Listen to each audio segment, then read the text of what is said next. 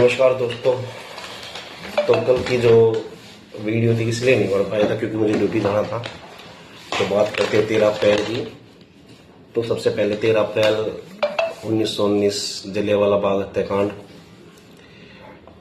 प्रथम विश्व युद्ध लड़ा गया था 1914 से 1918, जिसमें जो भारतीय सैनिक थे उन्होंने भाग लिया था। लेकिन वो जो भाग लिया था अंग्रेजी झंडे के नीचे लिया था, क्योंकि उस वक्त भारत अंग्रेजों का गुलाम हो चुका था। तो 13 लाख सैनिक थे भारत के, जिसमें से 43,000 लोगों ने अपनी जान गंवाई थी प्रथम विश्व युद्ध में। तो उसके बाद भारतीयों को लगा कि भी अंग्रेज हमें आज़ाद कर देंगे, और नहीं तो जो कठोर कानून बना रखे हैं उनमें कुछ नरमी बरतेंगे या उनका ऋण माफ कर देंगे, ऐसा कुछ समझा। लेकिन हुआ उसका उल्टा ही। उन्होंने कुछ कानून और लागू कर दिए शक्ति वाले प्रथम विश्व युद्ध के बाद, जिसमें से एक था रॉयल एक्ट, जो कि 1918 में तैयार हो गया था और फरवरी 18 से लेकर 6 मार्च के बीच में उसे लागू कर दिया गया था। जिसका मेन उद्देश्य ये था, जो भी भारतीय है वो 4 आदमी 5 आदमी मिलकर कोई आंदोलन नहीं कर सकते अंग्रेज सरकार के खिलाफ। यदि कोई ऐसा करता है तो अंग्रेज सरकार बिना वारंट, बिना किसी चेतावनी के उनको उठा सकती है और 2 साल तक जेल में बंद कर सकती है, किसी को बताए बिना। तो ये कानून था। इस कानून के खिलाफ कई नेता थे हमारे, बापूजी, महात्मा गांधी, जिन्होंने सत्याग्रह आंदोलन स्टार्ट किया था इसके बाद, रोल एक्ट के बाद विरोध में। एक उस समय के नेता थे हमारे डॉक्टर सैफुद्दीन खिलजी, दूसरे उनके साथ थे डॉक्टर सत्यपाल जी।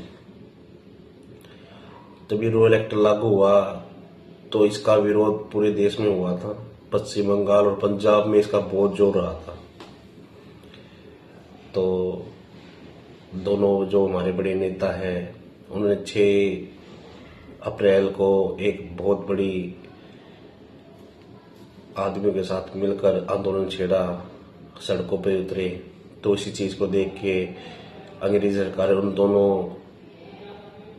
डॉक्टर्स को उठा लिया, बंदी बना लिया और किसी को नहीं बताया कहाँ है, कहाँ पर है, कैसे है।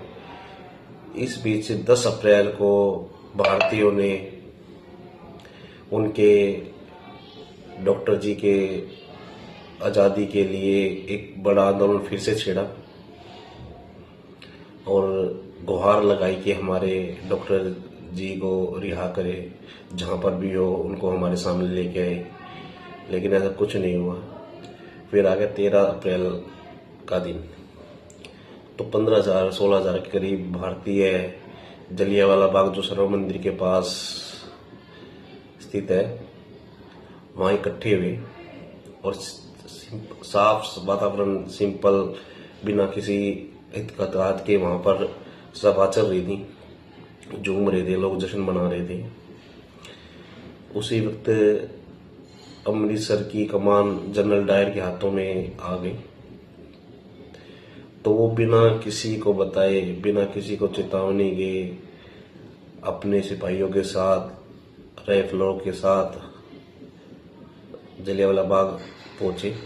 वहां उन्होंने, जो मेन रास्ता है सिर्फ एक था जहां से बाहर निकलने के लिए, उसको घेर लिया और वहां पर बिना किसी को वार्न किए हुए, बिना किसी को बोले फायर का ऑर्डर दे दिया और अंधाधुंध गोलियां बरसी गई। जो लोग बचना चाह रहे थे, बीच में हमारे बाग में कुआं था, उसमें जान बचाने के लिए कूदे, लेकिन वहां भी फायदा नहीं हुआ। अंग्रेजी सिपाही कुछ देर बाद उस कुएं के ऊपर आके उन्होंने गोलियां बरसाई, जिससे जो अंदर कुएं के अंदर थे आदमी वो भी मारे गए। मरने वालों में बच्चे, माताएं, किसी को उन्होंने नहीं छोड़ा। जिसको गोली लगी तो उसको वहीं छोड़ दिया मरने के लिए। और हमारे इतिहास में इस दिन को काला दिन भी कहा जाता है।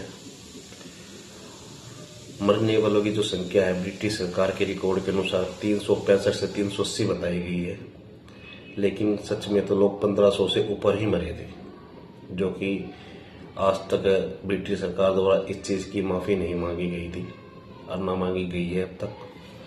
तो ये था उस दिन का काला इतिहास। तो थोड़ी लंबी वीडियो थी, इसलिए मैंने आज बनाई ये वीडियो फ्री होके। तो मिलते हैं